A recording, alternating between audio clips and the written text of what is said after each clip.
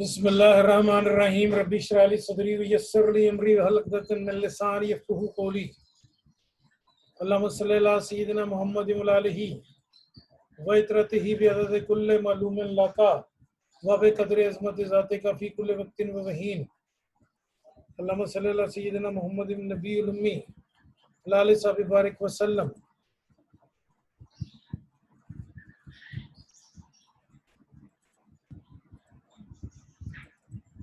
आज हमने बात करनी है नेग्लिजेंस के ऊपर एडमिनिस्ट्रेटिव लॉ के हवाले से कि नेग्लिजेंस क्या होती है और इसके क्या इफेक्ट होते हैं और क्या लॉ में इसकी हैसियत है और इसके बस क्या क्या सूरत हाल बेहतर हो सकती है, कैसे सारे मामले को हैंडल किया जा सकता है, क्या सारी सूरत हाल है, ये सारा डिस्कशन आज हमने स्टार्ट करनी है। तो बात को आगे बढ़ाते हैं जी कि नेग्लिजेंस क्या चीज़ है, नेग्लिजेंस के क्या हिस्से हैं, कैसे सूरत हाल होगी। सबसे पहले introduction. The term negligence law के हवाले से बात हो रही है विद रेफरेंस टू लॉ कि नेग्लिजेंस क्या चीज़ है और नेग्लिजेंस से हम कैसे छुटकारा हासिल कर सकते हैं, कैसे लॉ में इसकी क्या हैसियत है। The term negligence is a noun meaning failure to give somebody or something care or attention. Care means to be concerned or to be bothered. इसका जो सादा मतलब है वो ये है कि जब हम किसी बंदे को कोई अटेंशन तवज्जो नहीं देते जो वो डिजर्व करता है या उसकी तरफ बॉदर नहीं करते तो उस सारे मामले को फिर नेग्लिजेंस कहा जाता है। इस नेग्लिजेंस के नतीजे में क्या सूरत हाल बनेगी, क्या सारा होगा। सिनोनियम्स ऑफ नेग्लिजेंस, इससे मिलती जुलती बातें हैं। इनअटेंटिव, तवज्जो ना देना, ओमिशन, भूल जाना, केयरलेसनेस, किसी सारे मामले की तरफ मामला ना देखना। हमने ये जो चीज़ें डिस्कस करनी है ये स्टेट के हवाले से हैं और इसके बाद जनाब सारी ये सूरत हाल जो है हुकूमत के हवाले से होगी कि क्या इसको कैसे देखा जा सकता है। Salmon definition of negligence. Negligence is the state of mind of undue indifference towards one's conduct and its consequences। जब आप कानूनी तौर पे किसी ख़ास हालात में किसी चीज़ को निगलेक्ट कर देते हैं और उसके कॉन्सिक्वेंसेस को आप नहीं देखते कि इसका क्या नतीजा निकलेगा, तो ये सारी स्टेट, ये सारा काम, ये सारा अमल नेग्लिजेंस में आता है। स्टेट से मुराद हुकूमत नहीं है यहाँ पर, स्टेट से मुराद होता है कंडीशन, हालात। स्टेट से मुराद है कंडीशन और हालात।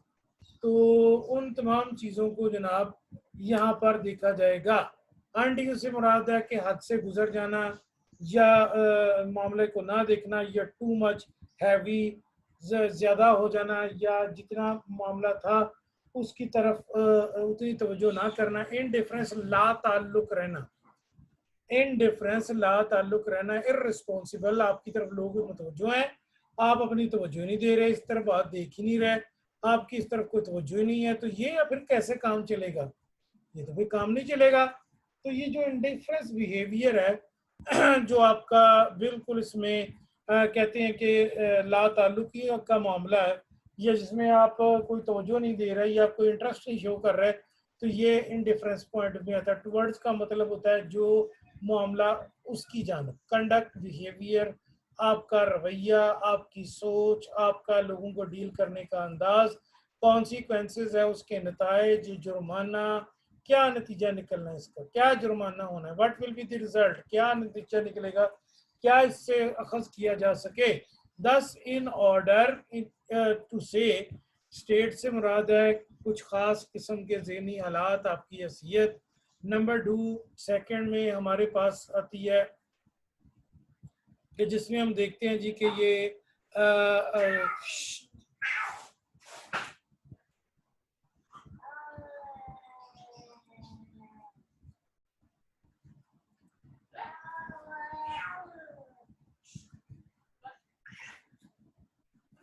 इंडिफरेंस बिहेवियर जो आपका है उस सारी चीज़ों को आप देखते हैं यहाँ पर, और ये सारा मामला इसी तरह देखा जाता है।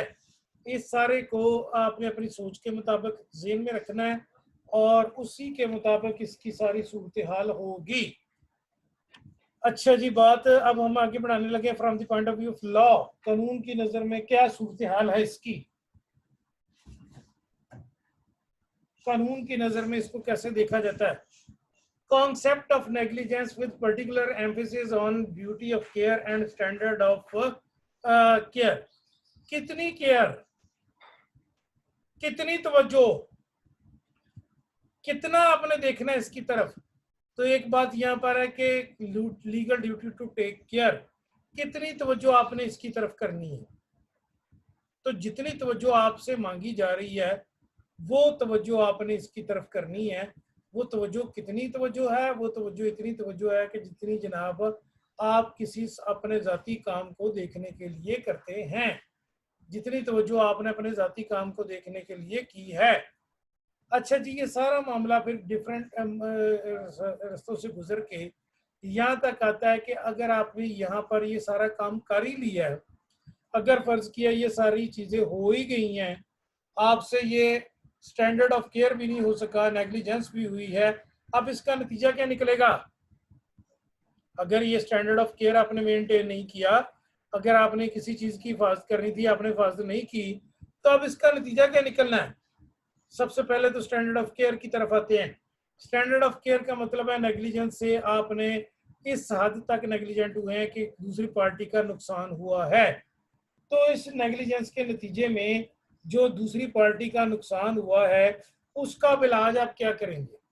उसका इलाज आप करेंगे डैमेजेस। डैमेजेस का मतलब है हर्जाना।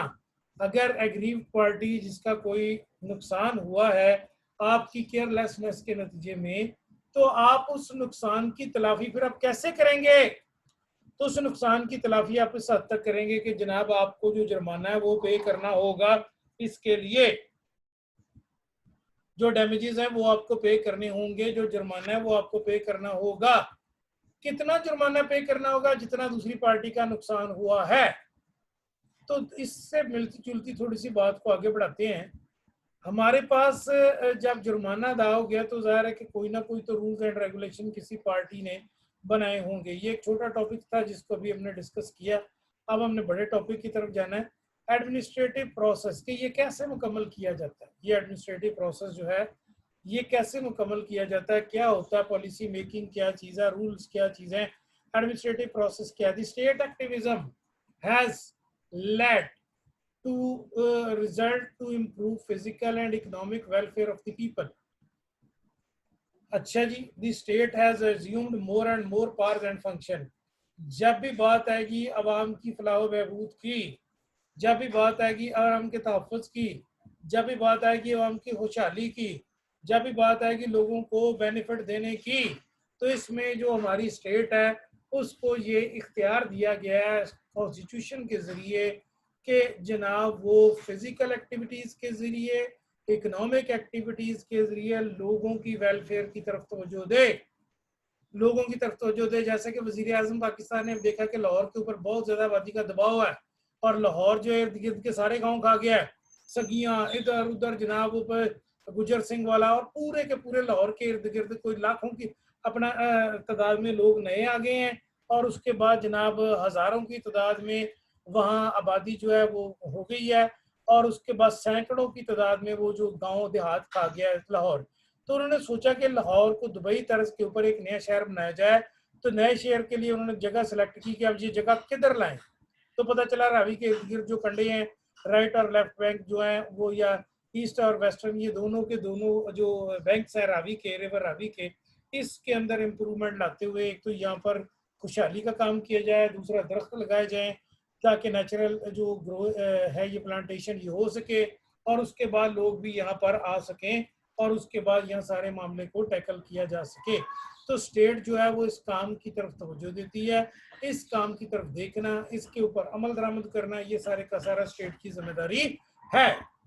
What is meant by state activism? It means assuming more and more powers and functions by the administration। जो लोग क्लास में नहीं है उनको क्लियर कर दिया जाए कि उनकी हाजिरी नहीं लगेगी। जो लोग यहाँ पर क्लास में नहीं है उनको बता दिया जाए कि उनकी अटेंडेंस नहीं हो सकेगी। It means that assuming more and more powers by the functions by administration in the state। State activism क्या चीज़ है? स्टेट एक्टिविज्म से मुराद है कि ज़्यादा से ज़्यादा जो है वो मामला लोगों का ब्रॉट अप किया जाए, हुकूमत को इख्तियार दिए जाएं अब ये हुकूमत को इख्तियार कौन देगा? हुकूमत को इख्तियार किसने देने हैं? हुकूमत को इख्तियार देने हैं जनाब आपके कॉन्स्टिट्यूशन ने।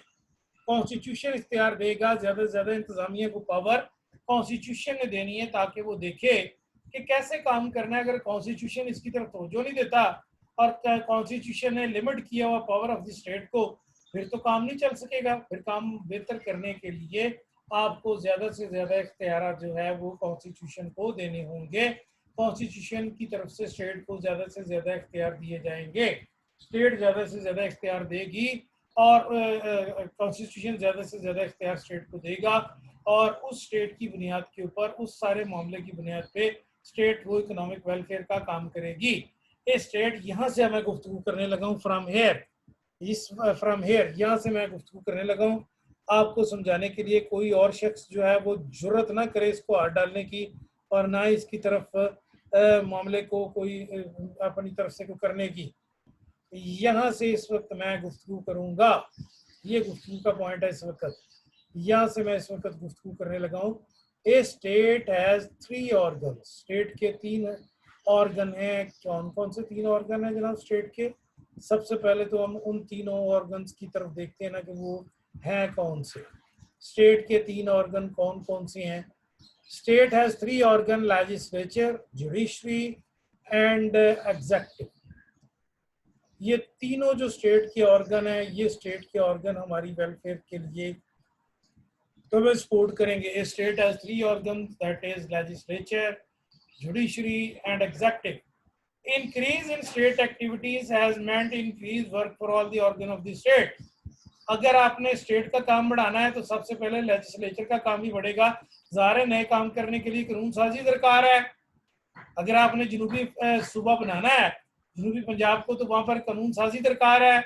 अगर आपने कोई काम नया करना है, रिवर रावी बैंक जो है अर्बन यूनिट, वहां पर आपने सिटी क्लेम करना है, तो आपको वहां पर कानून साजी की जरूरत है। ज़ाहिर है वहां पर ये काम में घर बैठे नहीं हो जाएंगे। अगर आपने नई ट्री प्लांटेशन करनी है तो आपको उसके लिए लेजिस्लेचर की जरूरत है।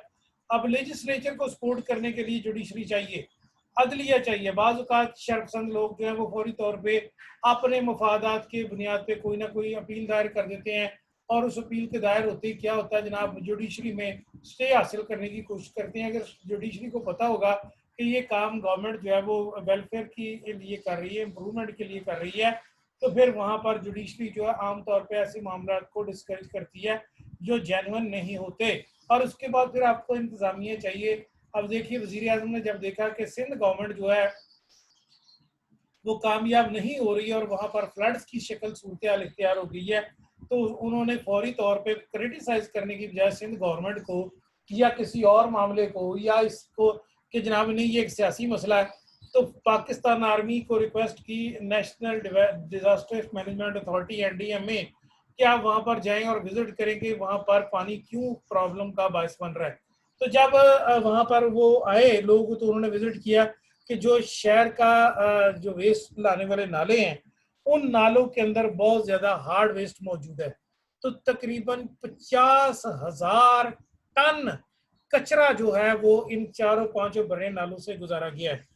अब जो लोकल गवर्नमेंट है उसके अंदर इतनी पावर नहीं होती, या वो को हड हराम भी हो सकते हैं। तो जो दोनों में ये सूरत हाल देखी कि बजाय आप इसके के देखें यार ये सियासी पॉइंट स्कोरिंग का वक्त नहीं है, कराची डूब रहा है, ट्रेड एक्टिविटीज नहीं है कराची में हो पा रही, हर चीज तो डूबी पड़ी है, वहां पर कश्तियां चल रही हैं। तो बजाय इसके कि आप सिंध गवर्नमेंट की न्यायालय का रोना रोने के लिए, जनाब बिलावल भुट्टो का रोना रोने के लिए आप इसके ऊपर जनाब वो नहली का काम करना शुरू कर दें, तो बेहतर है जो Pakistan arm forces national disaster management authority है जिसने इससे पहले भी फ्लड्स में डील किया, आप उसे वहां भेजें। पॉइंट स्कोरिंग ना करें, पॉइंट स्कोरिंग की जरूरत ही नहीं। आप वहां पर जाएं और पॉइंट स्कोरिंग किए बगैर वहां से लोगों के वेलफेयर के ऊपर काम करें। सिंध गवर्नमेंट ने एक दिन पहले सिंध हाई कोर्ट ने इसके ऊपर बहुत ज्यादा जो है वो बर्मी का इजहार किया कि ये क्या बकवास है, क्यों हो रहा है ये सारा कुछ, क्या वजह इसकी, क्यों जनाब वहां पर पानी इस तरह आ रहा है। तो अब इस पे वज़ीर आज़म ने नोटिस लिया और नोटिस लेते ही क्या उन्होंने किया, नोटिस लेते ही उन्होंने फौरी तौर पे इस सारे मामले को डील करते हुए जनाब उन्होंने देखा और देखने के बाद वहां से जनरल को भेजा, अफजल को, कि जाओ जाके यार इसकी लोगों की हेल्प करें। तो लोगों की हेल्प करने के लिए वो वहां आया और उसके बाद पाकिस्तान आर्मी ने वो 5 नाले, गुजर नाला और दीगर तीसरे सारे 4-5 नाले जो है वो सारे के सारे जो थे उनको ओपन कर दिया और ओपन करके जनाब वो वेस्ट हो गया। अब कराची में बारिशें हुई हैं 6 अगस्त के बाद भी, लेकिन इतना बुरा हाल नहीं हुआ जितना बुरा हाल इससे पहले हो रहा था। सारा कराची डूब रहा था, वेरिया टाउन डूब गया, डिफेंस डीएचए वगैरह डूब गए भरे। तो अब इसमें आप गवर्नमेंट को गालियां निकालने की बजाय वेलफेयर का काम करें। ये जो मैं बात मैंने अभी पहले की है, किसी बंदे की जरूरत ना हो ये कलर पेंट इस्तेमाल करने की, मैं पहले बता रहा हूँ मेरे पास नाम पर इशू हो जाएगा। तो इसके लिए जो जुडिशियल पावर थी उनको भी यूज किया गया जनाब, जो दूसरी पावर थी उनको भी यूज किया गया और उसके बाद दीगर पार्ट्स को भी यूज करते हुए क्या हुआ जनाब, ये सारी सूरत हाल कि जुडिशियल एक्टिविज्म, स्टेट एक्टिविज्म ने इस पे काम किया है। तो बात को आगे बढ़ाते हैं। अब नेक्स्ट हमारी क्या सूरत हाल है, नेक्स्ट हमारी ये सूरत हाल है। तो चलते हैं जी बात को आगे बढ़ाते हुए कि इसको अब कैसे हैंडल करना है, क्या इसका मामला देखना है। We come back to our discussion. इसके बाद आती है जी, these days administration is all prevailing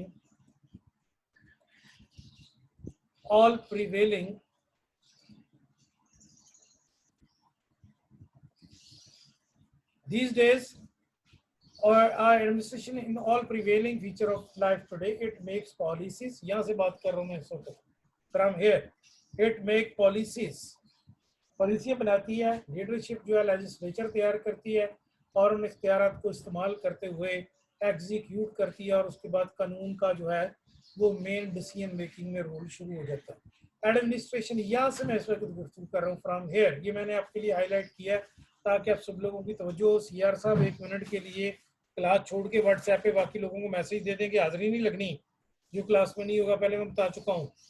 और अच्छा जी, इसके बाद फिर मैंने एक डिस्कशन पेपर के हवाले से भी करनी है। These days the administration in all prevailing features of today, the administration has indeed acquired powers of adjudication over disputes between itself and private individuals and thus have emerged as a plethora of tribunal diversified in structure, jurisdiction, procedures, powers connected with the administration in varying degree and giving binding decision like courts। क्या मतलब इस सारी बात का कि अब इस काम को आसान करने के लिए, यहाँ से फ्रॉम हियर, इस काम को आसान करने के लिए कि यार ये काम चलता रहे, इसके ऊपर अमल दरामद हो जाए, तो एडमिनिस्ट्रेशन ने का फर्ज है, हुकूमत का फर्ज है कि वो लेजिस्लेचर पहले कानून साजी तो करे। अगर वो कानून साजी नहीं करती तो फिर घर बैठे काम कैसा होगा।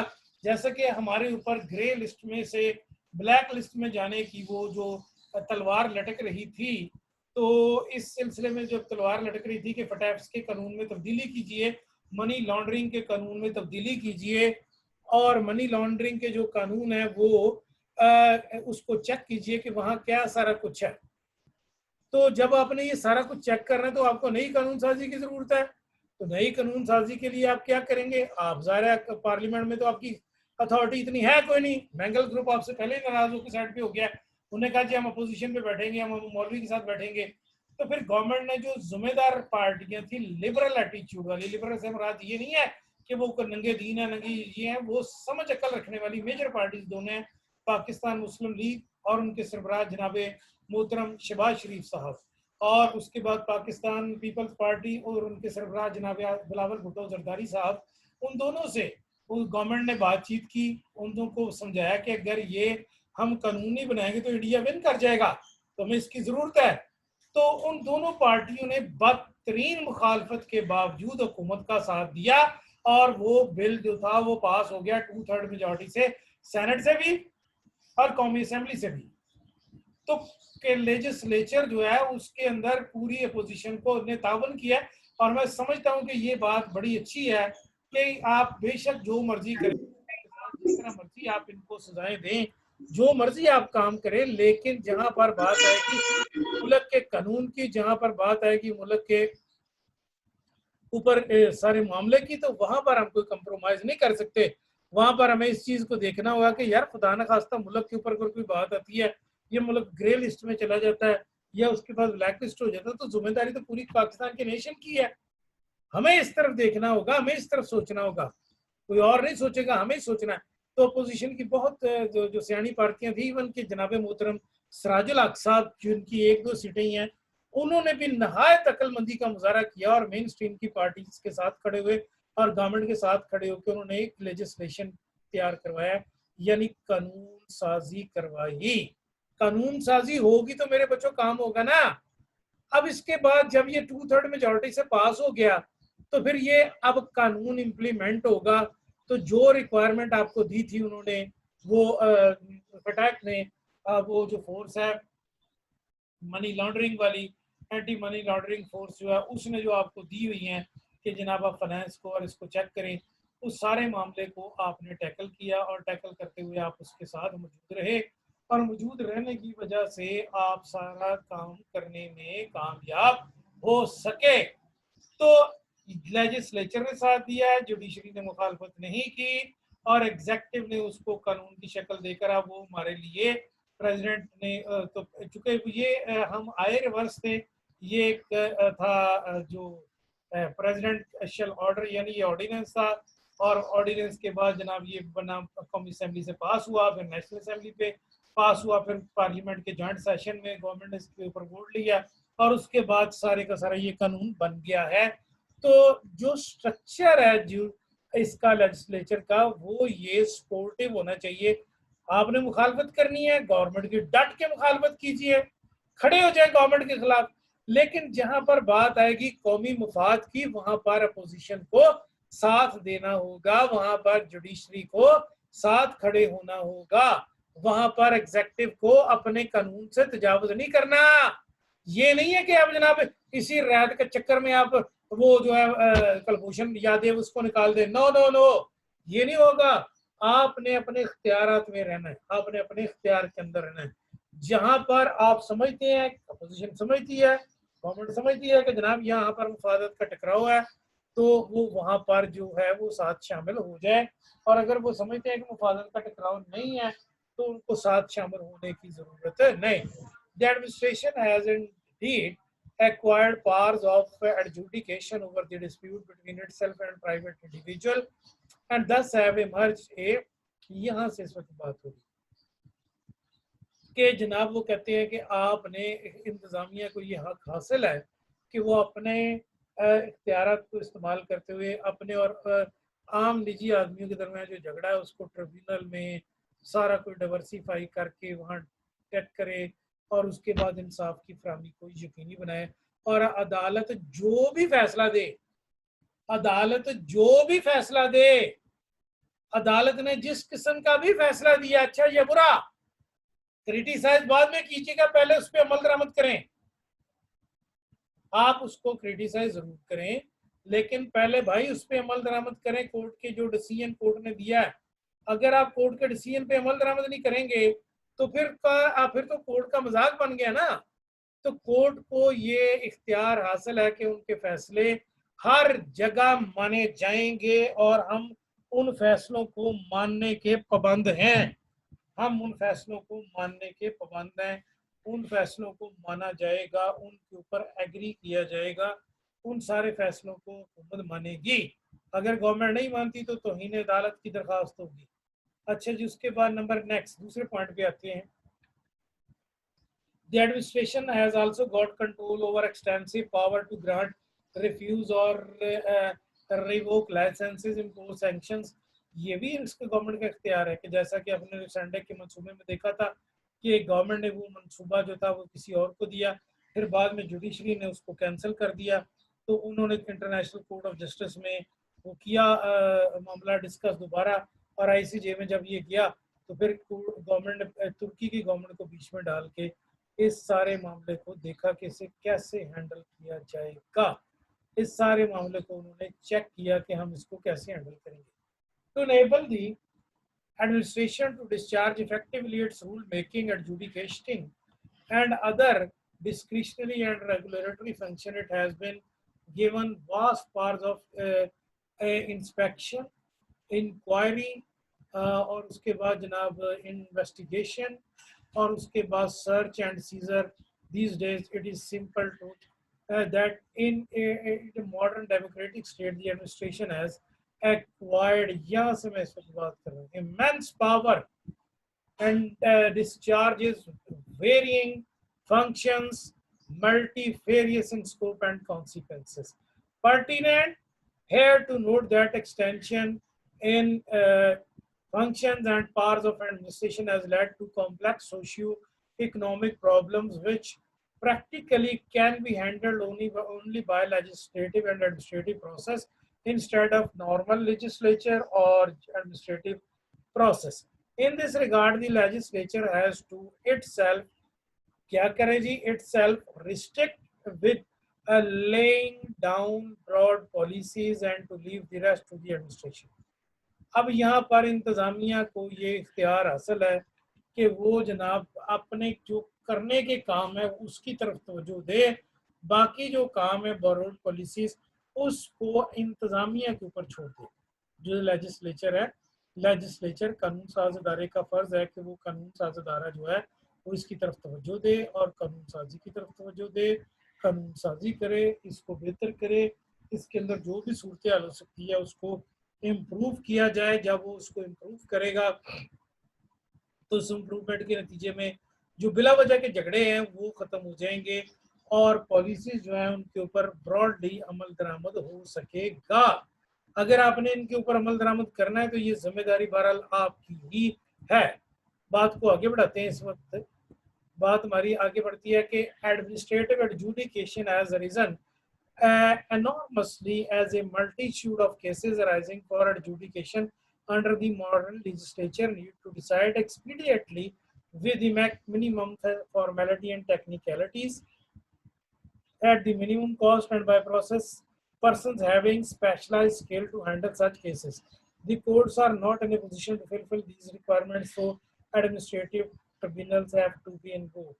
ये ट्रिब्यूनल से मुतल्लिका गुफ्तगू है कि बाज़ औक़ात हर मामला कोर्ट के पास टाइम नहीं है कि हर मामले को देखे, तो जो डिफरेंट किस्म के मामले हैं उसके लिए कानून साजी करके लेजिस्लेचर जो है वो इस तरह के ट्रिब्यूनल बना दे जो काम तो अदालतों के ही करें, उनके फैसले भी अदालतों की तरह ही माने जाएं और लेकिन वो खास टेक्निकल मामला जो हैं उनको देखें. जैसा कि मैं इससे पहले वाले लेक्चर में भी बता चुका हूँ, इलेक्शन ट्रिब्यूनल है, सर्विस ट्रिब्यूनल है, लेबर ट्रिब्यूनल है और चौथा टैक्स ट्रिब्यूनल है.